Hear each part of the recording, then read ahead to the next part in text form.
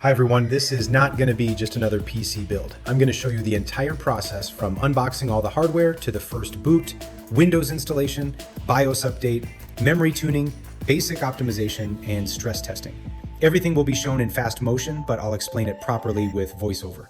Most importantly, I'll share real working details, small tips, and practical solutions that I actually use in my own builds.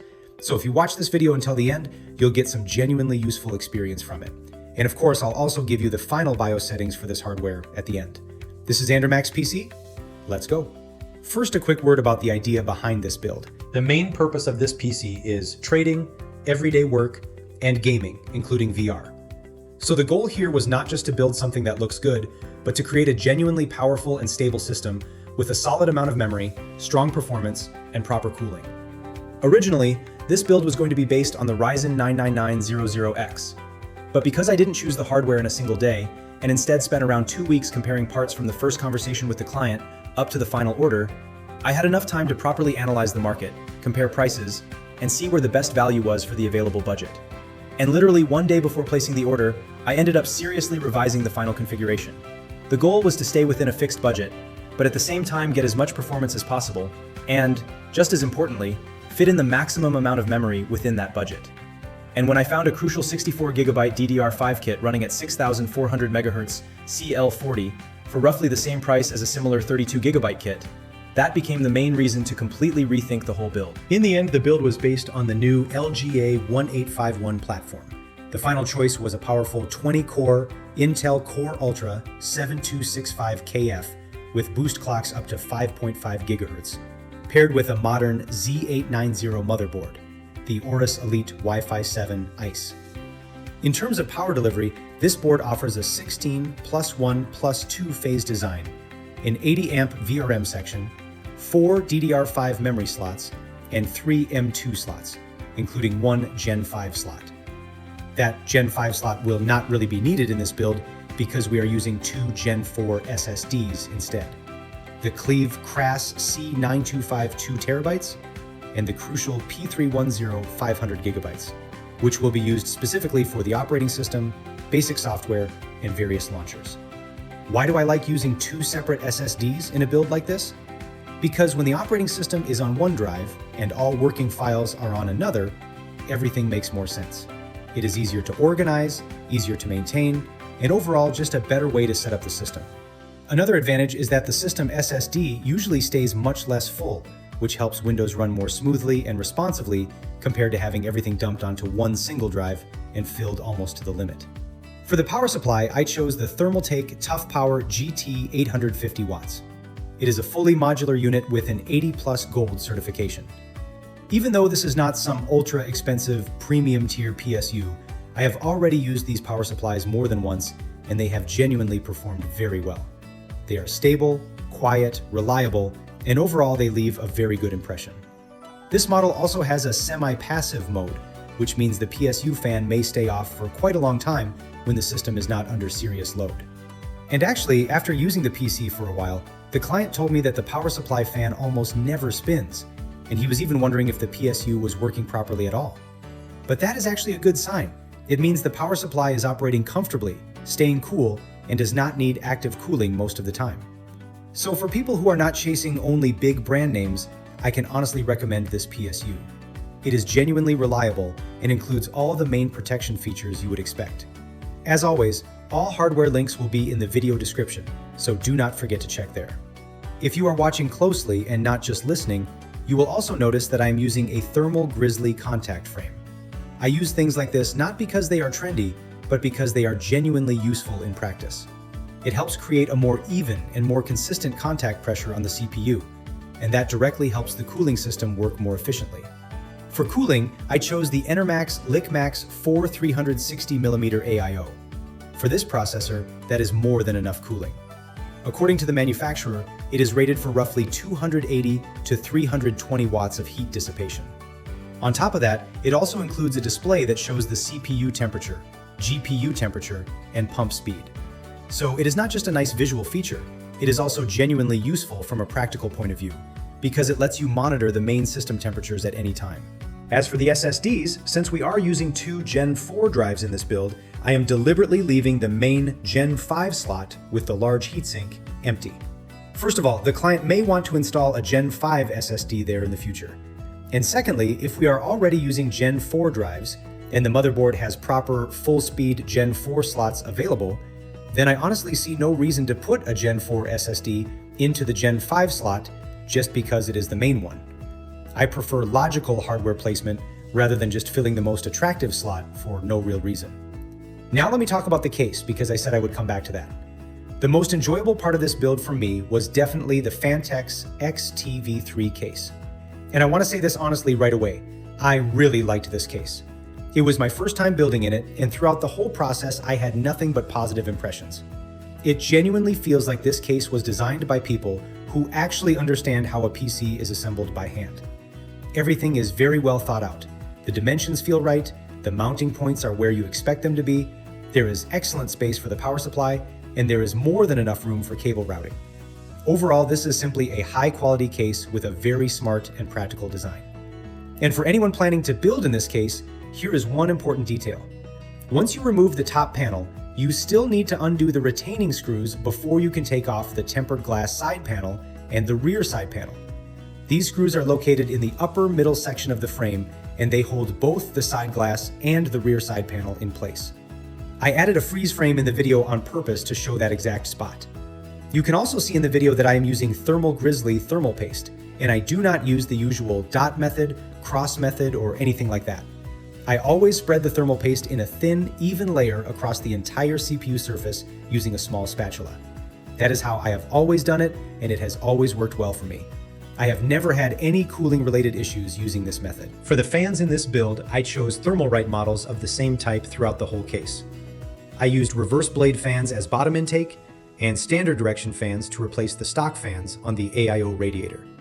That also gives a better visual result because all the fans look the same across the entire build. On top of that, they have pretty good airflow. Their maximum speed is 1,800 revolutions per minute, so they can provide a strong enough stream of air for this setup. They are controlled through a standard 4-pin PWM connector, so these are proper, full-featured fans. They are not expensive, but they do their job exactly as they should. And another nice bonus is the modular, cable-free connection between the fans. It reduces the number of wires and makes the whole build look much cleaner. Now, a small tip for anyone planning to build in this case. Before installing the power supply, I would recommend connecting all the necessary cables to it first, and only then sliding it into the case and securing it. There is enough room in this case to install the PSU with the cables already attached, so you do not need to overcomplicate it. I also think it is more convenient to connect at least the two 8-pin CPU power connectors to the motherboard before mounting the radiator to the top of the case. That makes the job a little easier. As you can see in my video, I actually did it the other way around. I mounted the radiator first, then installed the power supply, and only after that connected all the power cables. And even in that order, there was still enough room to get everything done without any real problem. So these are not strict rules. They are just practical recommendations based on this particular build. I also want to remind you about memory installation. If your motherboard has 4 RAM slots and you are using 2 memory sticks, you should always install them in the 2nd and 4th slots from the CPU. On most motherboards, these are marked as A2 and B2. That is the correct configuration for proper dual-channel operation. Also, one more important thing about the power supply. In the RTX 3.1 standard, the 12-volt 2x6 connector is more reliable than the older 1.2 VHPWR connector used with RTX 3.0 power supplies. That is one of the key differences. So if you are building a new PC and buying a modern power supply, I would strongly recommend choosing RTX 3.1. It is the more reliable option. As for installing the graphics card, there is nothing particularly difficult about it. You simply insert it into the PCI Express slot until you hear the locking click. The only advice I would give is to do it at a slight angle. The rear side of the card, where the video outputs are located, should go in first at a small angle. Once you are properly lined up with the slot, you can straighten the card and press it down evenly until it clicks fully into place. That way, everything goes in smoothly, and you are much less likely to run into any issue. The same goes for the 12-volt 2x6 power connector. Always support the graphics card with one hand and push the connector in fully until the latch locks into place. If it is inserted properly, nothing will come loose, nothing will overheat, you will avoid black screens, and the system will run as it should. There's also one more nice detail worth mentioning. I had actually bought a separate GPU support bracket for this build, but in the end I did not need it at all. Phanteks already included a built-in support on the rear side of the case, just to the right of the motherboard. I did not even notice it at first during the build, but it is really there. And again, this is exactly the kind of detail that shows how carefully this case was designed. After that, I removed the protective films from the fans and decorative parts, install the rear panel, then the front panel, and of course do not forget to remove the inner protective film from the tempered glass before putting it in place.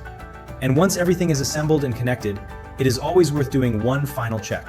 Look over the cable management, make sure everything is properly seated, confirm that every cable is connected, and make sure every part is exactly where it should be. Then we connect the power cable and do the first startup to check if everything spins up and works the way it should. You want to see the correct signs of life from the system: fans spinning, lighting working, and the system going through its basic startup process. And if not, then somewhere along the way our perfect hands may have plugged something in the wrong place. But of course, that is definitely not about me. Just kidding. It can happen to anyone. As you saw in the video, the first startup went well, everything lit up, everything started spinning, and the system completed its basic boot successfully. The next step was to connect the monitor and the rest of the peripherals, including the keyboard and mouse. Whenever I power on a system for the first time, I always go straight into the BIOS to check which BIOS version is installed and whether it needs to be updated.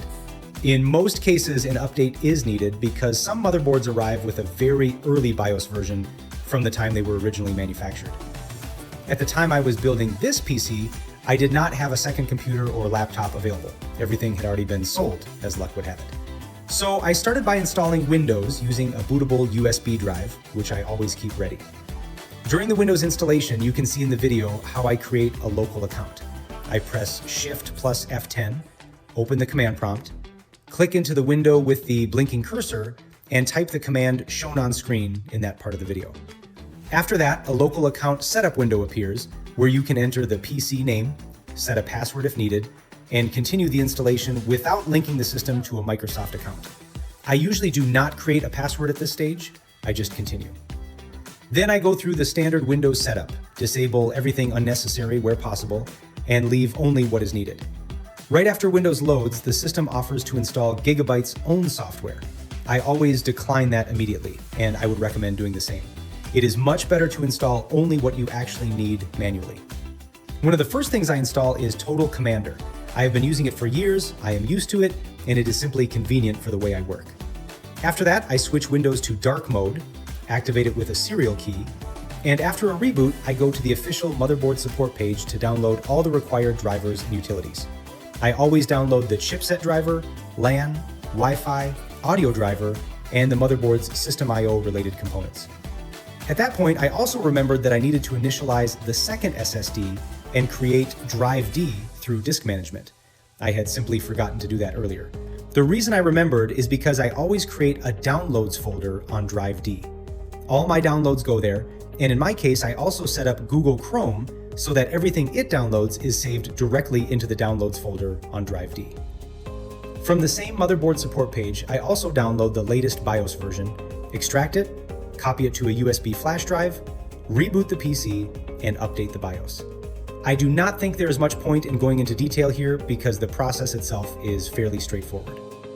After that, I install all the drivers, including the latest graphics driver for the RTX 5070, downloaded from the official NVIDIA website. I always recommend installing drivers manually, doing a clean install, and skipping the HD audio driver that often comes bundled with the graphics driver if you do not actually need it. I also usually do not install the NVIDIA app, but that part is up to you. If you use it, then that is your choice. Only after all of that comes the longest and most interesting part: BIOS tuning and memory timing adjustment. First, I analyze what I have to work with, what timings are set after applying XMP, what voltages the board is using, what presets it offers, what can be tightened, and where there is still some room for improvement. Then the step-by-step work begins. I change parameters, save a profile, reboot the system, run the IDA64 cache and memory benchmark, run stress tests, and record the results on my phone so I can compare them later. Then I go back into the BIOS, adjust the settings again, compare the results, reboot, and repeat the process many times until I hit the limit, run into instability, step back a little, and find the highest stable configuration possible. In the video, all of this looks very fast, but in reality, it takes a lot of time. In this particular video, I am not going deep into every individual BIOS setting. Instead, I will show the final working parameters for this exact hardware, and I will also include them in the video description. You might ask how I know when the result is already close to good, or when it can be considered final. After every reasonably successful configuration, I run tests, check latency, memory bandwidth, and system behavior under load. Then I go back into the BIOS and continue tuning. Once I see that I have already found instability, stepped back one stage, and reached the best balance of latency, bandwidth, CPU behavior, temperatures, boost behavior, Cinebench results, and OCCT CPU plus RAM test results, that is where I place a temporary marker and move on to heavier stability testing for the processor, the memory, and the system as a whole. When the BIOS preset is ready, the memory timings are tightened, and I have reached good latency and good bandwidth. I also do some light Windows optimization in parallel. I remove unnecessary pre-installed software and reduce telemetry. One tool that helps me with that is WinToys, which I download from the Microsoft Store. It allows me to make a few useful changes fairly quickly, helping Windows feel more responsive and reducing unnecessary resource usage. If you are interested in that side of things, Windows optimization, using WinToys, desktop setup, and some of the extra utilities I use, I can make a separate video about it. Let me know in the comments, and if enough people are interested, I will definitely cover it properly. So once I feel that the BIOS preset is ready, at least as a working version, even though I may still fine-tune a few things later during real use, I move on to heavier stress testing. I start with OCCT CPU plus RAM in AVX2 mode, and at the same time I run FurMark for the graphics card. This gives me a very heavy load across the whole system, while I monitor all the important values through HWinfo 64. That is where I watch temperatures, voltages, and the overall system behavior. And this is exactly the part of the work that most viewers usually do not see in typical pretty build videos. Everyone likes the shots where the protective film is removed, the fans light up beautifully, and the RGB comes alive. But the real value of a PC does not begin when it simply turns on. It begins when the system is stable, properly tuned, and ready for both maximum performance and reliable everyday use. For me, this is one of the most interesting parts of the whole build process. Taking the PC to a point where it is logical, tested, and fully dialed in, so it is not just a collection of expensive parts, but a genuinely finished system that the client can enjoy every day. When you have the looks, the logic, the cooling, the clean cable management, and the tuning work already done, that is when the build really feels complete. If you found this interesting, make sure to subscribe to the channel, leave a like, and drop a comment below.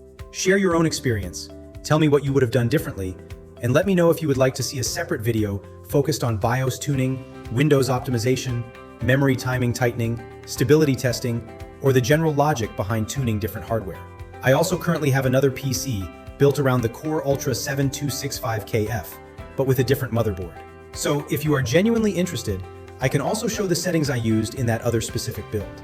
All hardware links are in the video description.